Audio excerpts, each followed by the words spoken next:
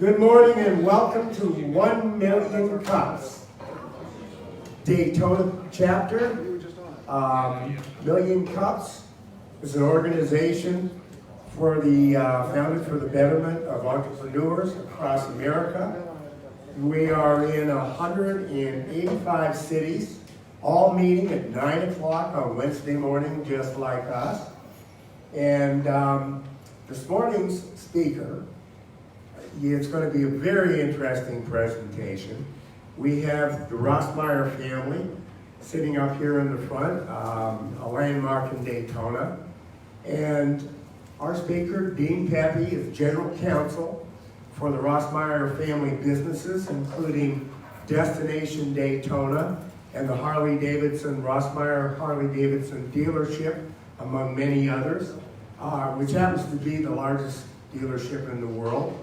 And without further ado, let me introduce our terrific speaker, Dean Pepe. Thank you, Steve. We just are delighted to be here, and we have the Rossmeyer family team here also.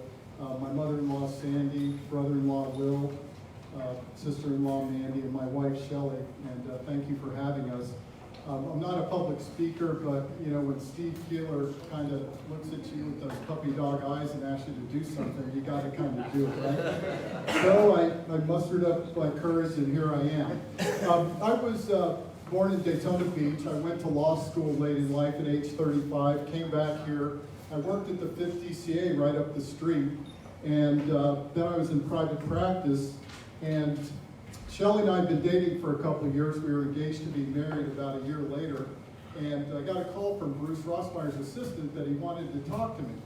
And I go in, and sure enough, he's got these grand plans to buy more dealerships, Harley dealerships, car dealerships. He's building this great place out on the highway at Destination Daytona, and he wants me to be his in-house attorney. And so I risked my life and limb and threw caution to the wind, and I jumped in and did it. And I'll tell you what, I got to work with him for 4.5 years, and it was a real honor. I really learned a lot. It was great working with him. And you know, and since he has passed away, I'm obviously still working there with the family. And when I went back to school, you know, sometimes you wonder what's your life's purpose about, and being there and doing that and becoming an attorney and having that opportunity and chance to work with my family is one of my life's purposes.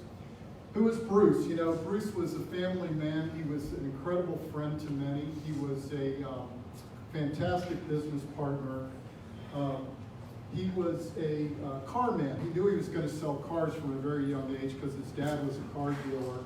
He obviously became an auto dealer. He was a fantastic salesman, and he was a Harley enthusiast. He rode Harleys his whole life, really loved riding Harleys, and of course became a Harley dealer. And then through his efforts, which I'm going to talk about, he became a motorcycle icon really in the business. And all along the way, he was an extremely generous philanthropist. So I'm going to talk about all these things about him today as we go along. Well, I quickly introduced him, but I'll tell you a little bit more about the Rossmeyer family team. Bruce was born and raised in New Jersey and got a football scholarship to Southern Miss University, and went there. He hurt his knee, he didn't play football. He went there for 4 years, and when all of his friends started graduating and leaving, he said, oh, I better go back to New Jersey and sell cars. And so that's what he did. His greatest achievement at school, though, was meeting a beautiful Southern belle, Sandra, from Jackson, Mississippi. And of course, they went on to have 5 children and raise a great family together. Sandra Rossmeyer is like the centerpiece of our company. She's the glue that holds us together. And it's, you know, especially ever since Bruce passed away, you know, before that she was a sounding board and was, you know, he would talk to her about things. But after he passed away, she was thrust into being our president and having to be involved in all those tough decisions. There were thousands of them.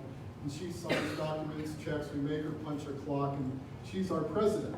And Shelley Rossmeyer, my wife, is the general manager of Daytona Harley Davidson. we're all involved in all the business, and we're a team and make decisions together. We wear a lot of hats, but generally, that's her main role. Will's operations, he does a bunch of different things, facilities, traffic, parking, security. And Mandy had started out doing events on Beach Street, and then she came inside and at Destination Daytona and is marketing and events for our organization. And we all work together. Wendy, who's down at the bottom of the picture, helps Sandy with her personal matters, and she's a trustee also involved. And Randy was involved in Daytona Harley, New Smyrna early on, but she's been a mom for several years. But we're a unified team that work together and make decisions together. Years ago, I was on my way to Sandy and Bruce's house to ask them if I could marry Shelley, and Mandy lived right around the corner from their house, and she knew I was going there. And I was trying to get my courage up, and I drove by the house one time. I was just going by the house one time, and I drove by, and my phone rings, and she goes, "Did you just drive by the house?" And I was like, I'm turning around. And so finally, I got inside the house, and amongst many other things, Sandy said, "Dean, you can marry Shelley, but you're marrying the family also." So lo and behold, I not only married the family, I work with the family, and years later, my two bosses are my mother-in-law and my wife.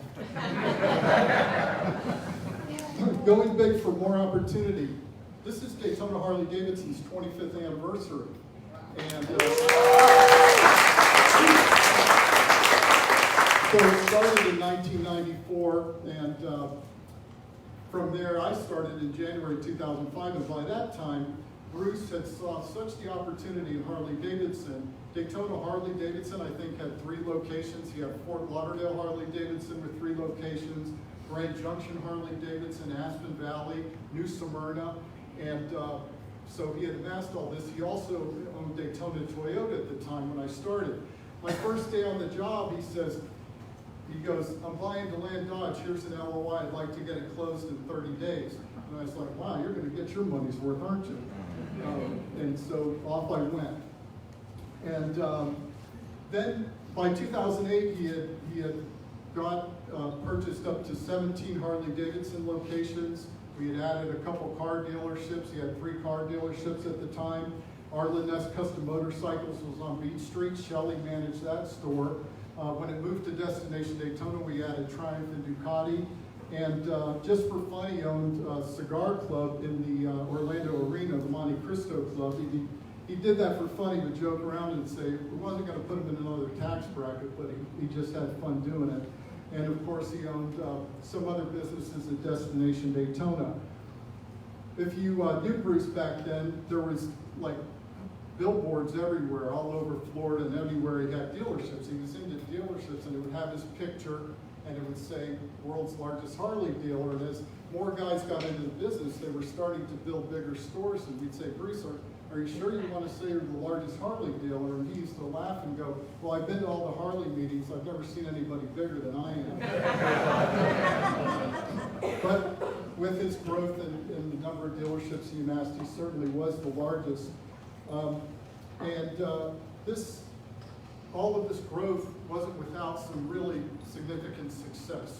In 2008, March, Daytona Harley Davidson broke the 1-month record by selling over 500 new and used motorcycles. And then for the calendar year 2008, among 675 dealers, Daytona Harley Davidson and Fort Lauderdale Harley Davidson were number 1 and 2 in the country in new motorcycle sales for that year.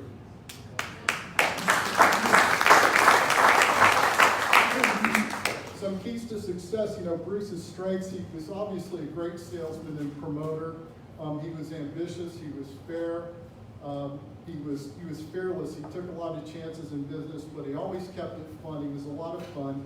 He knew he needed good people. He was great at recruiting good people, even outside of the motorcycle and car business, and would train them. He would pay them, treat them extremely well. At Daytona Harley, we have roughly 90 employees, and our average tenure is about 7.5 years for our employees, which I think is pretty good.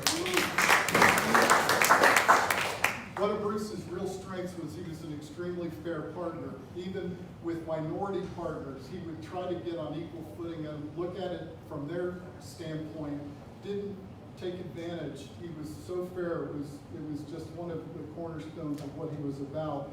He also built relationships. When he bought and sold, or anybody he dealt with, he wanted it to be a win-win situation. He could have gotten over and made more money in doing certain things, but he wanted to make sure that the other guy benefited too. These are all great lessons that I learned, as I marveled at really how great it was. He did it right. He invested in his business. He didn't shortcut when he was going to build something or have a promotion. It was not a shortcut. It was always done right. He provided a quality experience for his customers, and he never forgot to have fun. He used to call it hoopla. We got to create the hoopla. And a great example of that was when he bought the dealership in Mississippi. Graceland was in the territory. Graceland Harley Davidson didn't exist at the time, but he wanted to have Graceland Harley Davidson, right? So he came up with this great plan. So he approached Harley, approached Elvis Presley Enterprises. He wanted to build 15 replica Harley Davidson motorcycles, just like Elvis owned, along with the sculpture and painting. Came up with this whole thing. Flew the Elvis Presley people down in his jet that he loved. His Citation that was painted with a screaming eagle on the side. It was amazing. Flew him down, wined and dined him, came up with this whole thing, and sure enough, Graceland Harley Davidson became to exist. At the bottom of the slide, this is Denise getting her 25-year pin from our motor clothes department a couple of weeks ago in a group family hug. And our people that work with us, they become friends and like family, and it's really important, and that's the way Bruce was.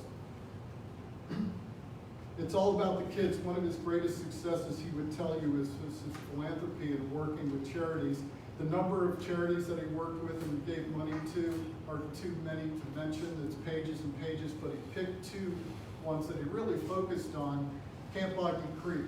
Who was here for the presentation on Camp Ogden Creek? Okay, not all. Camp Ogden Creek is a medical camp for kids with serious and life-threatening illnesses that couldn't go to a regular camp. And before it was even built, Bruce got involved and became a founder with Paul Newman and General Norman Schwarzkopf and others, and to build this great camp in Central Florida. And Bruce came up with a Ride for Children and Gala event, which was going to be turned out to be the camp's largest fundraiser. And that is in its 25th anniversary this year. And we're going to have a huge event on October 5th at the Hilton. We usually have it at Destination Daytona, but we're having it at the Hilton. Mandy, after Bruce passed away, Mandy took charge of that, and she's been our family leader in organizing and running our ride. Pardon? Oh, it's at the Plaza, not the Hilton, sorry. Mandy's done a great job leading us. Bruce pledged to raise $1 million at the beginning, and the family's raised over $5.5 million for the camp. And then he got seriously involved with the Boys and Girls Club in South Florida, and here the club here in Daytona and Holly Hills, the Rossmeyer family, and he was involved in the Bikers Bash and raised a ton of money. He received the National Medallion from the Boys and Girls Club for all of his efforts, and he also won Philanthropist of the Year from the Central Florida Fundraising Chapter for his efforts there. Pushing boundaries for success. Bruce pushed for what he believed in business. He was an auto dealer at age 24, and then he went on much later to do what no Harley dealer had done before. When Joe Robeson, the local Harley dealer, said to Harley, I want to sell my dealership to Bruce Rossmeyer, the car dealer, they said, over our dead body. Seriously, they didn't want car dealing. And we saw how that turned out. Then he said, I'm going to build a 20,000 square foot dealership on Beach Street. They said, that's going to be too big, it's not going to work. And we saw how that worked out. And then he went on to do what he did, and he built the 109,000 square foot dealership out at Destination Daytona, and all that at Destination Daytona to be a motorcycling destination. And as he bought more dealerships, he wanted to buy more. Harley had restrictions, and he was constantly pushing Harley in many ways to allow us to do things, allow him to do things, and other dealers that they didn't want to do because they had their certain way to do it. I got the greatest letter from the Harley Davidson attorney after he passed, and he said that Bruce constantly challenged them, but he always took the answer with a smile, and he always made him laugh even though he didn't try to. And he really did it for all. Some of the neat things he did, what he did was he implemented car marketing practices into the Harley business. You'd never see a Harley dealer with 100 used motorcycles outside for sale, like a car dealer would have.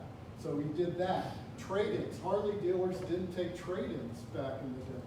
So he would take trade-ins, clean them up, and sell them. F&I, finance and insurance.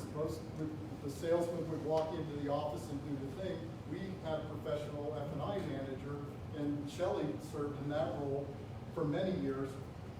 And warranty program. He started his own warranty program with the JM Group, and was able to sell that product, and we still have that warranty program today. He capitalized on the motorcycle rally business by having vendors around the dealership.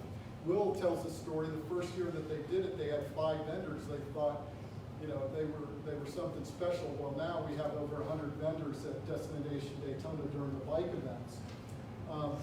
And of course, what he did in Riverfront Park, renting it from the city, having concerts and vendors there, and hoopla. You know, he wanted to have fun. Actually, I was driving by that hoopla one night, and fireworks were going off the roof, and I stopped and had a beer and met my wife. True story. So thanks, Bruce, for the hoopla. He also noticed when he was at Sturgis having fun, they were riding during the motorcycle rally, that the local dealer there didn't ramp up and sell a lot of bikes during the motorcycle rally. So he said, hey, can I bring some bikes here? I'll sell them at your place and I'll give you a kickback. Sure enough, guy says, okay. Bruce loads up a semi truck with Harleys, and Shelley goes, and they go in Sturgis for many years and sell motorcycles at that dealer's location there. It's pretty amazing. He forged sponsorship relationships when other dealers didn't do it. If you saw the billboards co-branded with Geico, they were everywhere. He shot some great commercials, and that was a neat opportunity. And to this day, we have one of the busiest Geico insurance offices inside our dealership. Also Coca-Cola, great relationship with Coca-Cola, who sponsored us and gave them a significant amount of money to build the pavilion, and Daytona Beverages and Budweiser. We've had a long time relationship with them. Bruce was about Harley Davidson making changes and expanding things for the benefit of all dealers. It wasn't just about him. He would work with other dealers and try to get them all to pull together. At the bottom, Bruce was notorious for mixing up words and sayings, and he was serious, and they called it Bruceanese. But I don't know if he stole this one, but he would always say if it was easy, anyone would do it. I don't know if it, but one of his employees gave him that. Over on the right is the certificate he got. He went to Southern Miss. He didn't graduate, but they inducted him into the Alumni Hall of Fame, which he was really proud of. Some keys for survival and how we made it. You know, in 2007, things were tightening. A couple of his 2 partners in Destination Daytona, for personal reasons, wanted to be bought out. He stepped up to the plate, did it, even though he didn't really want to. He was also trying to sell Fort Lauderdale, but it was 4 large dealerships, which was a huge deal, and not anybody could buy that type of deal. He was trying to sell it to a private equity group, but that's against Harley's rules, so he couldn't do it. And then unexpectedly on July 30th, 2009, you know, the worst day of our lives, he had the motorcycle accident and died. And, you know, the personal grief and everything was enough, not enough, it was horrible, but then we started realizing what we were facing business-wise with all of those businesses, all of the bankers, the loans, the partners, all of our associates, employees over 5 states, and of course the Great Recession, which we know now was the Great Recession, but we were right into the teeth of the recession there, and bank regulations had tightened up like crazy.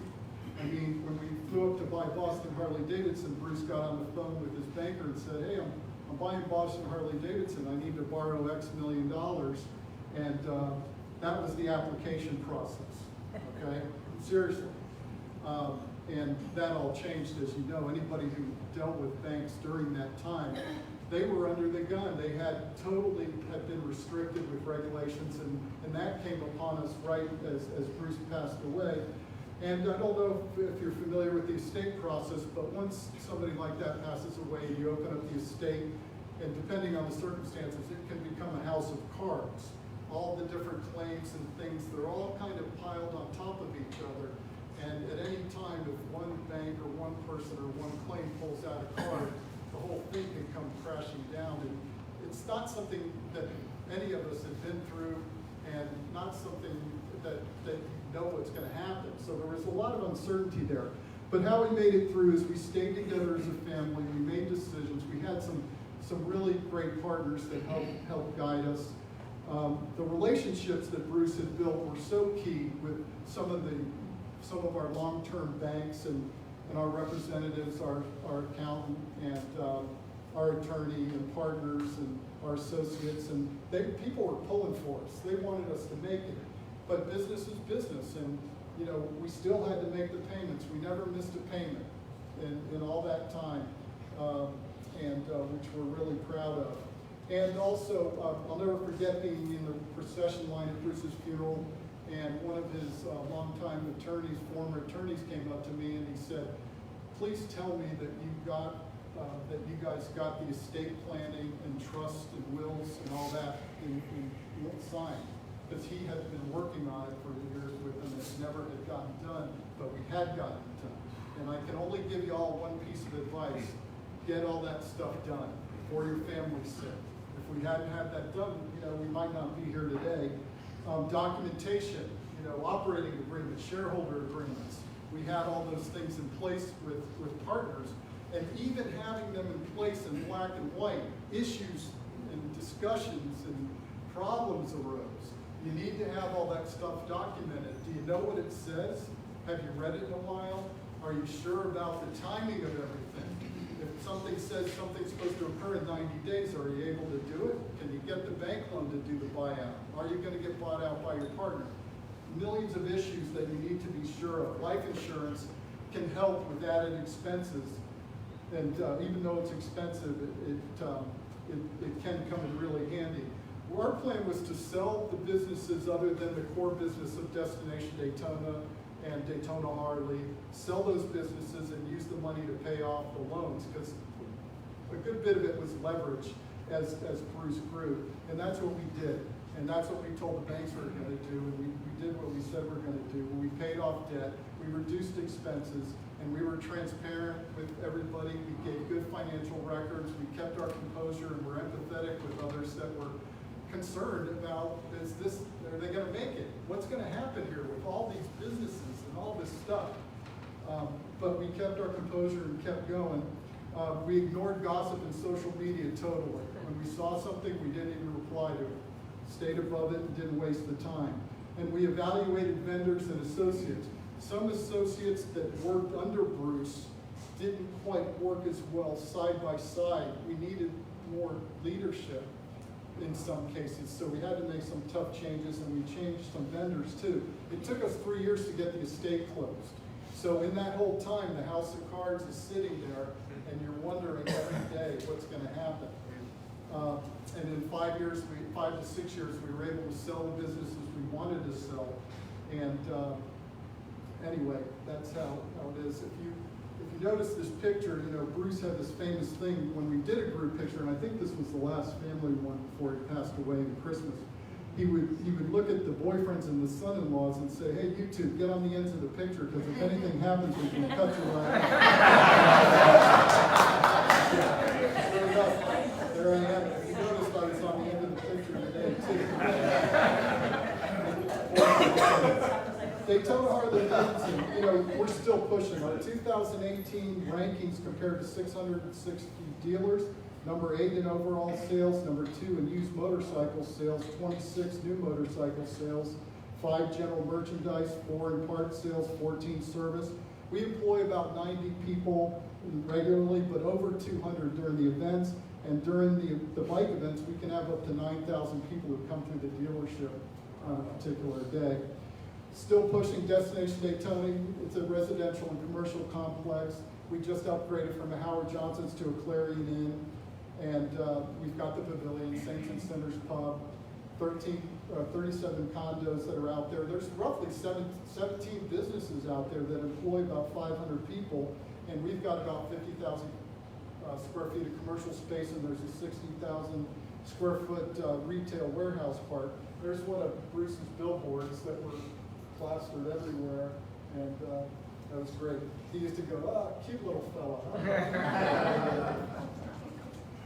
The future, heading into the future, you hear about the aging of the Harley Davidson customer, and there's been some negative about that, of course.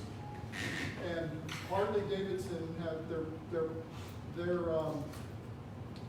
their program, More Roads to Harley Davidson, is in full effect. This is an old slide, but More Roads to Harley Davidson. By 2027, they plan on having 100 new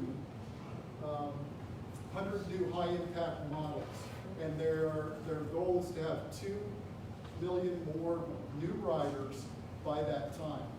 And Harley Davidson,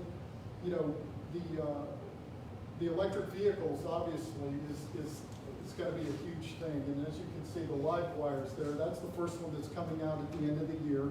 We were at the X Games, and they had these 2 prototypes down at the bottom. It's like a dirt bike, mountain bike concept, and a scooter. Well, they're going to have a whole family of these things, and I think with Harley Davidson's national network, their product innovation, which is unbelievable, and their warranty program, I think they'll be a leader. And also, Shelley introduced the Street Fighter model at the last dealer show, which they're coming out in 2020, and an adventure touring model. For the Rossmeyers, our future is to keep running Destination Daytona, Daytona Harley, and New Smyrna Harley, and we're going to keep on that. We keep our relationships, and we've gone and redone our documentation, as everybody should, our planning, and we just did a complete, Shelley led the team on doing a complete remodel of the interior of Daytona Harley Davidson to increase the experience there, more products in better places, more bikes under roof. We even installed a barber shop, and of course, the hotel, we upgraded the hotel, painted all the buildings out there. So our plan is to keep rocking on the way we have, and to keep the hoopla alive, and that's what Mandy's main job, and Shelley and Will and all of us.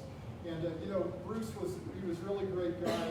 Him and Sandy, they raised a good family and did business the right way. He contributed significantly to his community and to those less fortunate, and his family's trying to do the same thing. And I would just tell you, he would be so proud of them for getting this dropped and having to deal with this in their mid-30s and 40s. And Sandra, who is a mother, grandmother with 10 grandkids, and she's got a great-grandchild now, and she's got 3 great granddogs.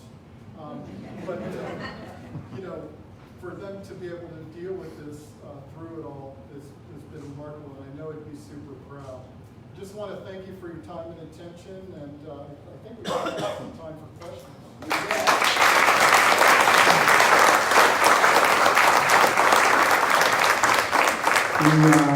Here's a good example why you should be leery of guys who get up on the stage and say, well, I'm really not a public speaker. You knocked it out of the park, Dean. You knocked it out of the park. Great job. Okay, where are we going to start with the questions? Tom. Shelley, if you want to come up here, but we only have 5 minutes. There you go. You got there. Hey, Dean, fantastic presentation. Thank you for sharing that great story with us. I have one question. I noticed on your shirts, you don't have the traditional orange. Is there a reason why? It was just a new phase. Yes. It was a new phase, new simplicity. We have a tattoo on.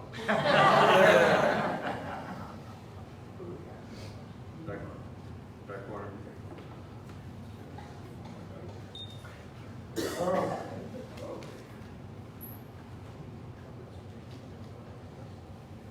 Pedro at PFS Investments. When you have such a stalwart leader pass away, I know there's always been lots of dynamics with the changes. How did you guys manage to sort of divide those roles? And I know there must have been some real midnight conversations. How did you manage to get that going? Well, at the time that he had passed away, Shelley was managing Arlen Ness motorcycles, and we had Triumph and Ducati, but we're in the process of selling those franchises, and Shelley was going to move inside and work with Bruce to become general manager. So she had experience managing dealerships, and so that was a natural thing. Will had been with the company since 1994, and so he had experience, and Mandy had been working with us the whole time, and our management team for the most part was intact. So we're lucky that we were all there, and I've been there for 4.5 years. And so we kind of were in place already to kind of take on the roles we were going to take on. Yeah, hi, amazing job. Thank you so much for sharing with us today. Ron Westcarsky, Wiseland Team Realty. And we've got a saying in our business, we've got so many people that we know, love, and trust that work with us, but sometimes we know that the people that are with us that got us where we are today aren't necessarily the people that will get us to the next place we're going to be, because of the evolution of business and time. We expand, we contract and scale, and then right size the business. So I'm just curious, how painful were some of those separations? So some probably really good lifelong friends, and were you able to maintain those relationships going forward outside of the business?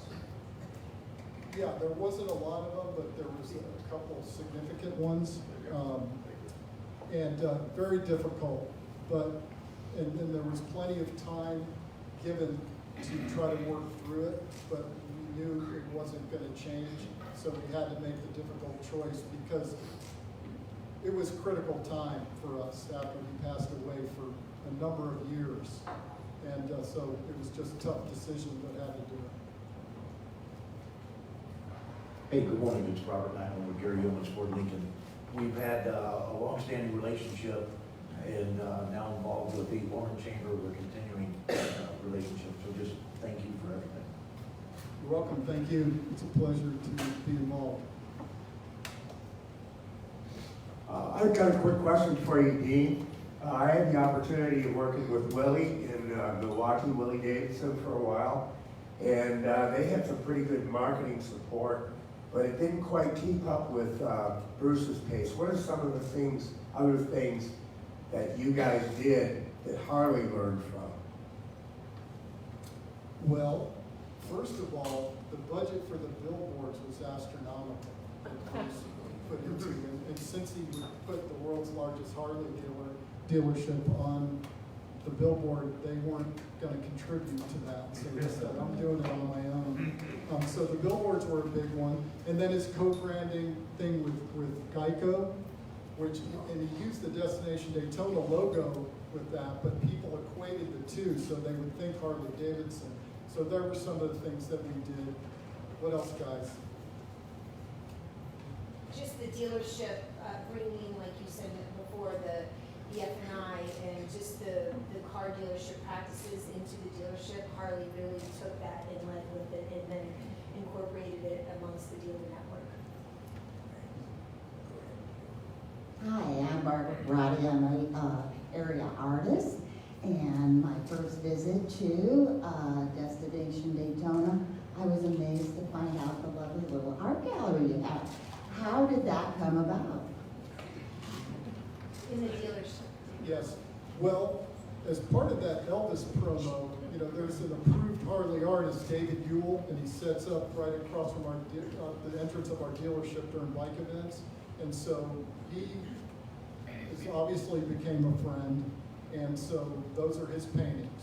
And there's another artist, Scott Jacobs, who sets up on our property as a Harley approved artist, and those are their artworks that are set up in the dealership, and we just have them on display.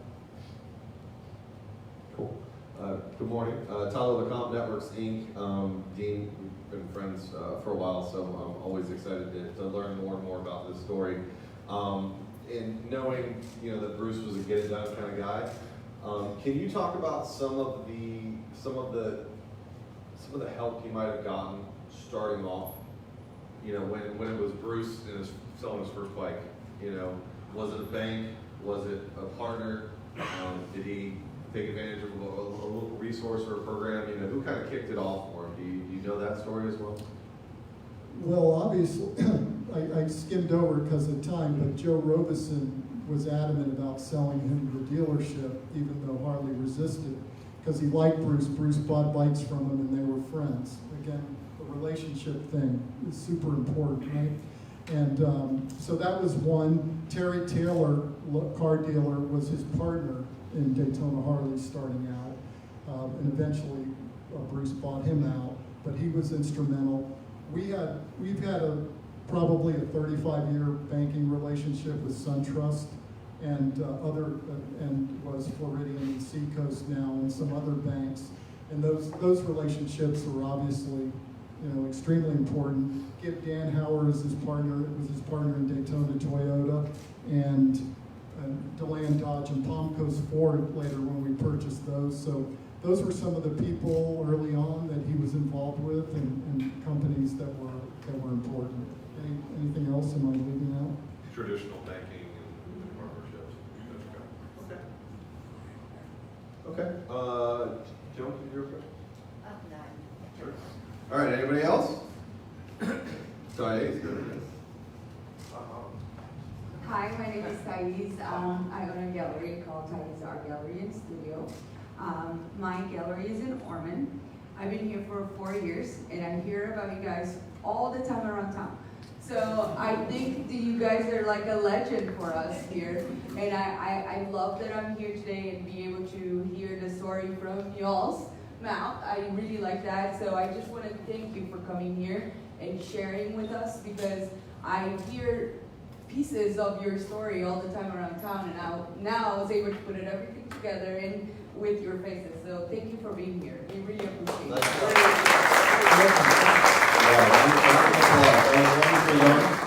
Wonderfully done, Dean. We thank you for that. Let me ask, how many people here really want to go check out Destination Daytona now, who have never been? If you've never been, raise your hand. All right. All right, that was wonderful. Do we, business cards? Anybody not get one in the jar? Got a little bit of giveaway? Oh, Lord, come on, you go back, man. This is for you. Thank you so much for